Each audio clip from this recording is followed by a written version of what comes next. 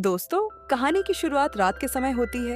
एक बड़ी शॉप दिखाई जाती है जहां जेफरी नाम का एक आदमी काला मास्क पहनकर चुपके से रूफ के जरिए अंदर घुसता है। इससे पता चलता है कि वह चोरी करने आया है। अगले दिन शॉप का ओनर ड्वेन अपनी दो बेटियों के साथ आता है। तभी जेफरी अचानक उन पर गन तान देता है। गन देखकर वे तीनों काफी डर जाते हैं। जेफरी बताता है कि वह एक चोर है और सिर्फ चोरी करने आया है। वह तीनों को जैकेट पहनने को कहता है क्योंकि वह उन्हें रेफ्रिजरेटर में बंद करने वाला है। धमकाकर ड्वेन से लॉकर की चाबी भी ले लेता है, लेकिन अंदर बंद करने से पहले उसे दिखता है कि ड्वेन ने जैकेट नहीं पहनी, तो वह अपनी जैकेट उतारकर उसे दे देता है ताकि उसे ठंड न लगे। इससे पता चलता है कि जेफरी दिल का बुरा नहीं है, बस वजह समझ नहीं आती। इसके बाद वह जल्दी जल्दी लॉकर से सारे पैसे निकालता है और पुलिस के आने से पहले भाग जाता है। अब कहानी थोड़ा पीछे जाती है। काफी समय पहले जेफरी अमेरिकन आर्मी में सोल्जर था, लेकिन आर्मी से निकाले जाने के बाद उसे कहीं नौकरी नहीं मिली। पैसों की कमी के कारण वह अपने बीवी बच्चों की देखभाल भी नहीं कर पा रहा था।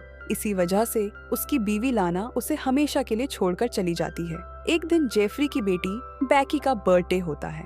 बैकी बहुत खुश होती है और सोचती है कि पापा उसके लिए जरूर कोई अच्छा गिफ्ट, शायद नई साइकिल लाएंगे। जेफरी ने घर पर एक छोटी सी पार्टी भी रखी होती है जिसमें कई बच्चे आए होते हैं। बैकी उत्सुकता से अपने गिफ्ट का इंतजार करती रहती है, लेकिन पार्टी में जेफरी उसे एक पुराना खिलौना देता है। यह देखकर बैकी का मन उदास हो जाता है, पर वह अपने डैड का दिल रखने के लिए खिलौना खुशी खुशी ले लेती है और कुछ नहीं कहती। बाद में जेफरी अपने दोस्त स्टीव के घर बैठा बातें कर रहा होता है। बातचीत में वह स्टीव से कहता है कि उसका कुछ नहीं हो सकता और कहीं नौकरी भी नहीं मिल रही। स्टीव उसे हौसला देता है कि निराश मत हो, वह स्मार्ट है, दिमाग लगाएगा तो कुछ न कुछ कर लेगा।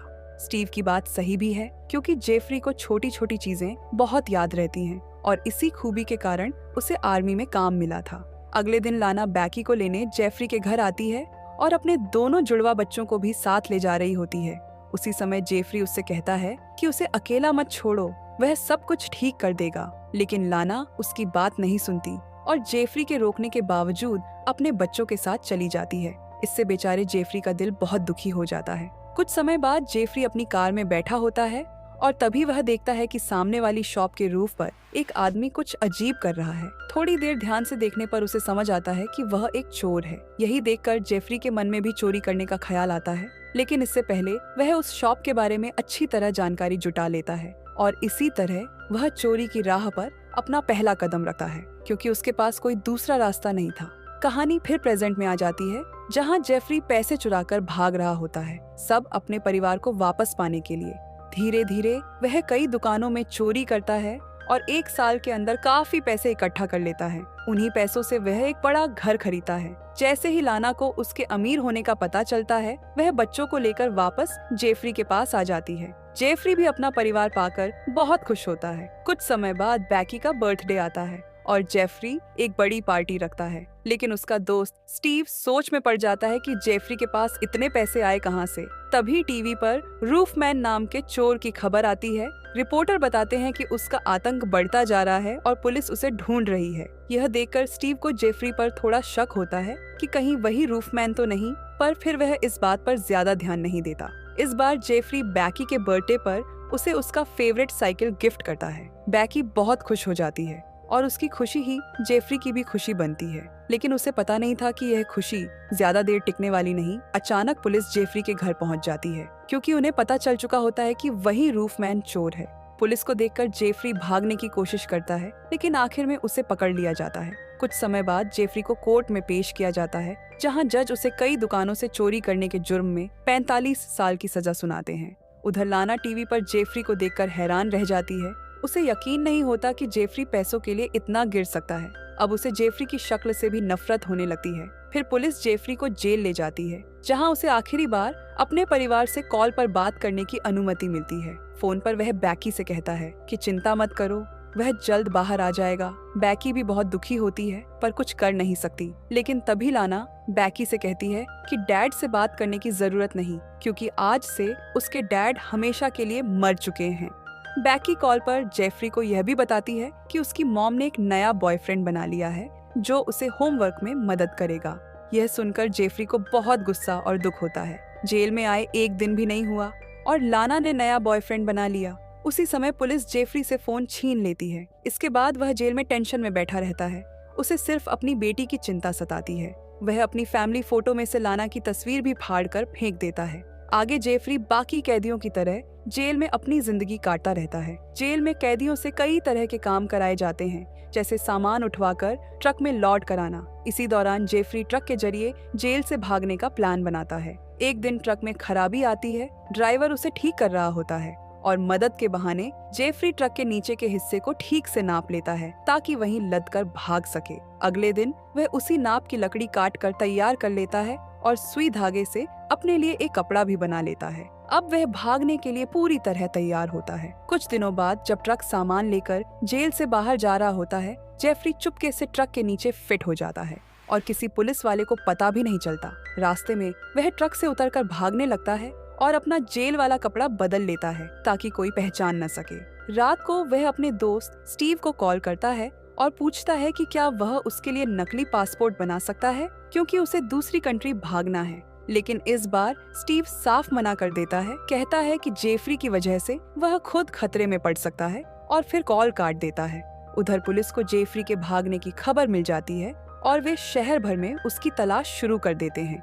उनसे बचने के लिए जेफरी एक बड़ी टॉय शॉप में छुप जाता है और वहां से वॉशरूम की ओर जाता है, जहां उसे सीलिंग टूटी हुई मिलती है। वह ऊपर चढ़कर फैसला करता है कि मामला शांत होने तक वहीं छुपकर रहेगा। जेफरी ऐसा ही करने लगता है। कुछ देर बाद शॉप का मालिक मिच दुकान बंद करके घर चला जाता है। मिच के जाते ही जेफरी को बहुत भूख लगती है, लेकिन हॉल में कैमरा होने के कारण वह खाना नहीं ले पाता। तभी टीवी पर उसकी न्यूज चल रही होती है। रिपोर्टर लोगों से अपील करती है कि उसे देखें तो तुरंत पुलिस को बताएं। रात में सोते हुए जेफरी को अपनी बेटी की बहुत याद आती है। ऐसे ही उसका एक पूरा दिन बीत जाता है। अगली रात जेफरी को फिर बहुत भूख लगती है तो वह एक उपाय निकालता है। वह कैमरों से बचकर शॉप के कंट्रोल रूम में घुस जाता है और कंप्यूटर से सभी कैमरों की रिकॉर्डिंग बंद कर देता है। रिकॉर्डिंग बंद होते ही वह आराम से पूरे शॉप में घूमता है, अपनी पसंद की चीजें खाता है और जरूरी सामान उठाकर सीलिंग में छुपा देता है ताकि उसे रहते समय कोई दिक्कत न हो। अब वह शॉप उसके लिए एक तरह से घर बन चुका था। वह वहीं नहाता भी है। एक रात जेफरी शॉप में छोटे छोटे कैमरे लगा देता है और उनसे सभी पर नजर रखता है। एक दिन वह देखता है कि लेह नाम की कर्मचारी मिच से कुछ दिनों की छुट्टी मांग रही है। लेह का हाल ही में डिवोर्स हुआ था और उसे अपने बच्चों के लिए थोड़ा समय चाहिए था, लेकिन मिच छुट्टी देने से मना कर देता है। लेह नाराज होती है पर कुछ कर नहीं सकती। दूसरी तरफ जेफरी को मिच के मेन कंप्यूटर का पासवर्ड मिल जाता है। रात को वह लॉग इन करके लेह का शेड्यूल बदल देता है, जिससे उसे कुछ दिनों की छुट्टी मिल जाती है। लेह की मदद करके जेफरी भी खुश होता है। एक रात बोर होकर वह बाहर घूमने का सोचता है। वह शॉप के एग्जिट गेट का लॉक तोड़कर बाहर जाता है और उस लॉक को बदल भी देता है ताकि जब चाहे अंदर बाहर आ सके। फिर एक दिन वह स्टीव को कॉल करता है, लेकिन फोन उसकी गर्लफ्रेंड उठाती है। वह बताती है कि स्टीव बाहर गया है और 1 दिसंबर तक नहीं आएगा। जेफरी उससे कहता है कि जब वह लौटे तो उसे मेरे आने की खबर देना। सब ठीक चल रहा होता है, लेकिन एक दिन जेफरी को अपनी बेटी याद आती है। काफी समय हो गया था बात किए, तो वह बैकी को कॉल करता है और उसकी आवाज सुनकर बहुत खुश होता है। तभी लाना फोन छीनकर गुस्से में कहती है कि दोबारा कॉल मत करना, वरना पुलिस को बता दूंगी, और कॉल काट देती है। जेफरी वापस शॉप अपने छुपने की जगह आ जाता है। उधर मिच ऑटिस पर गुस्सा करता है क्योंकि कई दिनों से शॉप से चॉकलेट्स गायब हो रही थी और उसे शक था कि ऑटिस ही खा रहा है। ऑटिस उदास हो जाता है क्योंकि उसने कुछ नहीं किया था। तभी लेह आकर मिच को समझाती है कि ऑटिस पर झूठा इल्जाम न लगाए। मिच उसकी बात मानकर ऑटिस को छोड़ देता है। असल में सारी चॉकलेट्स तो जेफरी ही खा रहा था। और अगले दिन लेह मिच से आकर कहती है कि उसने ट्वाइस ड्राइव नाम का एक एनजीओ खोला है जो गरीब बच्चों को फ्री में टॉयज देता है। वह मिच से भी टॉयज डोनेट करने को कहती है और उसे चर्च का एड्रेस देती है, लेकिन मिच को एनजीओ में कोई दिलचस्पी नहीं होती। उसके लिए पैसा ही सब कुछ है, इसलिए वह फ्री में कुछ भी देने से मना कर देता है और लेह खाली हाथ लौट जाती है।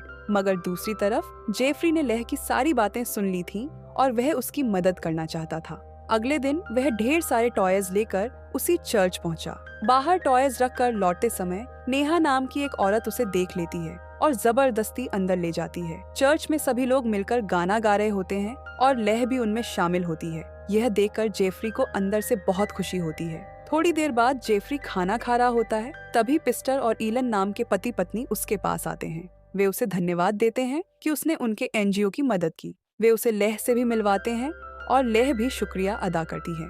बातचीत में जब वे उसका नाम पूछते हैं तो जेफरी झूठ बोल देता है कि उसका नाम जॉन है और वह गवर्नमेंट ऑफिस में काम करता है, क्योंकि सच बताना उसे खतरा लगता है।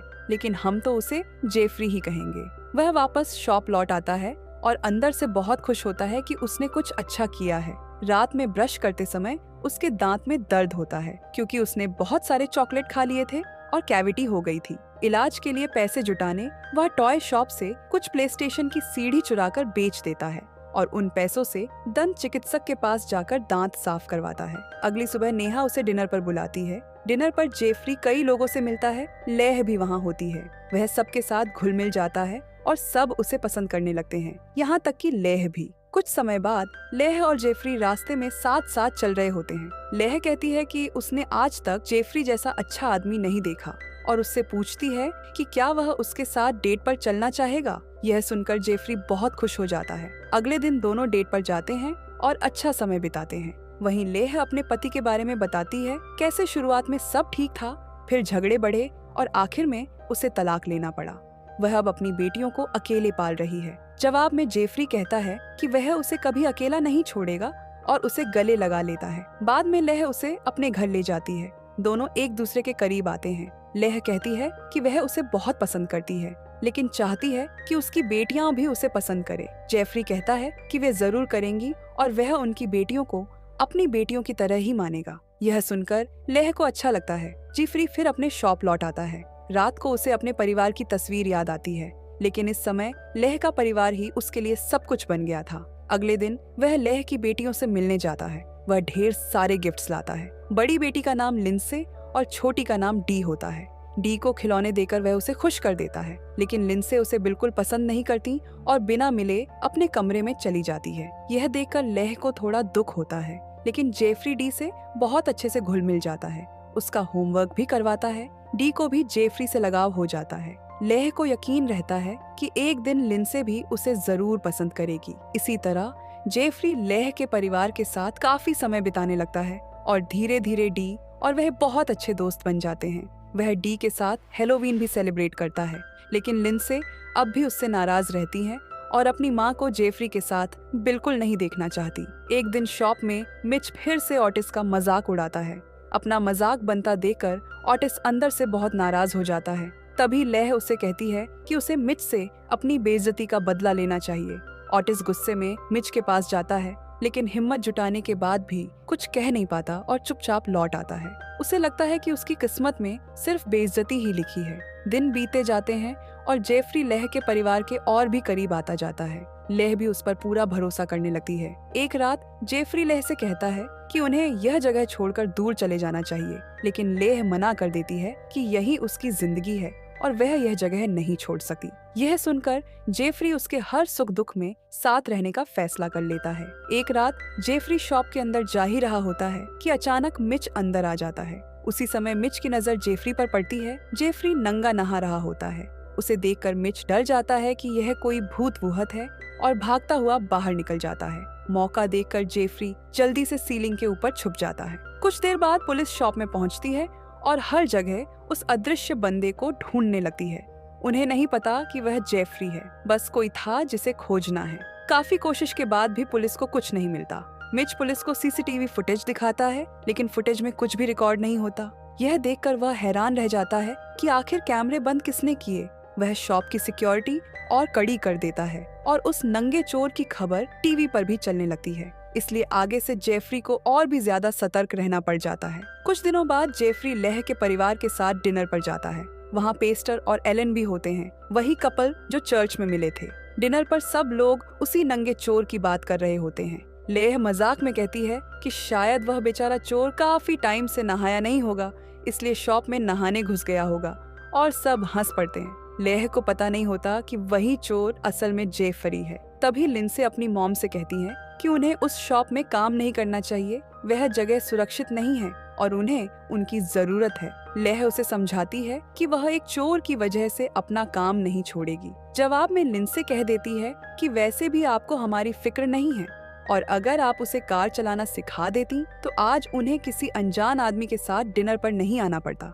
यह सुनकर लेह को गुस्सा आता है और माँ बेटी में बहस हो जाती है। गुस्से में लिंडसे वहाँ से उठकर बाहर चली जाती है। अगली सुबह जेफरी लेह के घर पर होता है और स्टीव को कॉल करता है, लेकिन हमेशा की तरह स्टीव की गर्लफ्रेंड कॉल उठाती है। वह कहती है कि स्टीव सो रहा है और उसे संडे को मिलने आना चाहिए। दूसरी तरफ लेह और लिंडसे अब भी नाराज बैठे होते हैं, जिसे देखकर जेफरी को बहुत खराब लगता है कि उसकी वजह से झगड़ा हुआ। वह दोनों को समझाता है कि एक दूसरे से माफी मांग ले। लेह एक शर्त पर लिंडसे को माफ करती है कि आगे से वह जेफरी की बेइज्जती नहीं करेगी।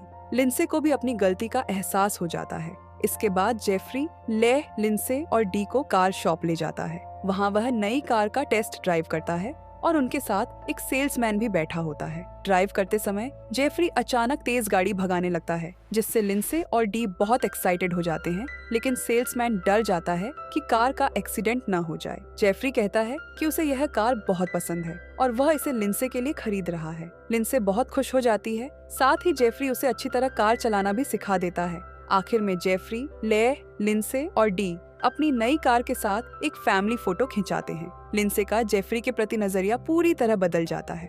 अब उसे समझ आता है कि जेफरी सच में अच्छा इंसान है। लेह पूछती है कि इतनी महंगी कार लेने की क्या जरूरत थी, तो जेफरी कहता है बेटी का प्यार पाने के लिए कुछ भी कर सकता हूँ। यह सुनकर लेह और भी इमोशनल हो जाती है। संडे को जेफरी स्टीव से मिलने जाता है। वह उससे कहता है कि उसे दूसरी कंट्री जाने के लिए नकली पासपोर्ट चाहिए। इस बार स्टीव तैयार हो जाता है, लेकिन पासपोर्ट पर वह जेफरी का असली चेहरा नहीं लगा सकता, नहीं तो पुलिस पकड़ लेगी। इसलिए वह उसे नकली दाढ़ी पहनाकर फोटो लेता है। फिर स्टीव कहता है कि पासपोर्ट के बदले उसे $500 देने होंगे।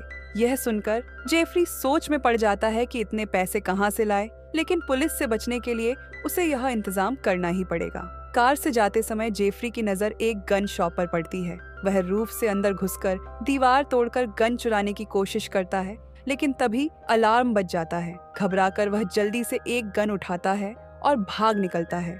उधर मिच क्रिसमस की तैयारी कर रहा होता है और शॉप में ढेर सारे खिलौने रखवा चुका होता है। वह सभी स्टाफ से कहता है कि क्रिसमस के दिन बहुत काम रहेगा, इसलिए किसी को छुट्टी नहीं मिलेगी। यह सुनकर लेह उदास हो जाती है, क्योंकि वह क्रिसमस अपने परिवार के साथ बिताना चाहती थी। जेफरी भी लेह के साथ क्रिसमस मनाना चाहता है, इसीलिए वह लेह का शेड्यूल बदल देता है। वह लिंडसे को स्कूल से लेता है और उसे गिफ्ट्स देता है, जिससे लिंडसे बहुत खुश होती है। क्रिसमस की रात घर पर लेह कहती है कि उसकी शिफ्ट है, लेकिन जेफरी बताता है कि मिच ने उसकी शिफ्ट बदल दी है। यह सुनकर लेह राहत महसूस करती है। फिर जेफरी, लेह, लिंडसे और डी चर्च में जाकर क्रिसमस मनाते हैं। सब गाना गा रहे होते हैं, लेकिन जेफरी की आंखों में आंसू आ जाते हैं, क्योंकि वह जानता है कि वह सबको हमेशा के लिए छोड़ने वाला है। अगले दिन शॉप में काम चल रहा होता है कि अचानक Jeffrey mask, bullet proof jacket और गन लेकर अंदर आता है। किसी को उसकी पहचान नहीं होती।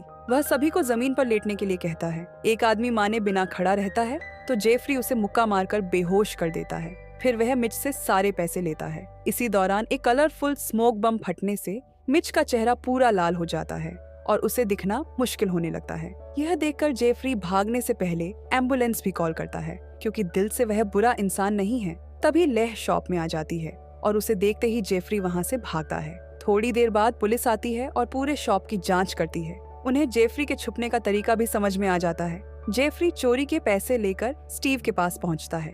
वह उसे $500 देता है और बदले में स्टीव उसे नकली डॉक्यूमेंट्स और पासपोर्ट दे देता है। स्टीव उसे समझाता है कि अब भाग जाओ और कभी वापस मत आना। जेफरी भी जाने को तैयार हो जाता है, लेकिन जाने से पहले वह अपने सारे सबूत जला देता है ताकि पुलिस के हाथ कुछ न लगे।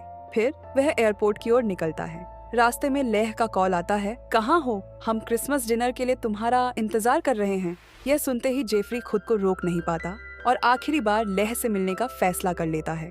वह अच्छे से तैयार होकर उसके घर पहुंचता है, लेकिन तभी पुलिस आकर उसे गिरफ्तार कर लेती है। लेह ने ही पुलिस को बताया था, क्योंकि उसे पता चल गया था कि वही रूफमैन चोर है। जेफरी पुलिस के सामने सब सच कबूल कर लेता है। उसे कोई पछतावा नहीं, क्योंकि वह जानता था उसने गलत किया है। जेल में उसे अपने परिवार की याद सताने लगती है और वह सोचता है कि अगर उसने यह सब न किया होता तो उसकी जिंदगी अलग होती। एक दिन लेह उससे मिलने आती है और माफी मांगती है। जेफरी उसे कहता है कि उसे माफी मांगने की जरूरत नहीं, उसने सिर्फ अपना फर्ज निभाया है। लेह कहती है कि उसे उसकी बहुत याद आएगी और वह उसे कभी नहीं भूल पाएगी। उसकी आंखों में आंसू आ जाते हैं और वह जेफरी को गले लगा लेती है और बस यहीं पर कहानी खत्म हो जाती है।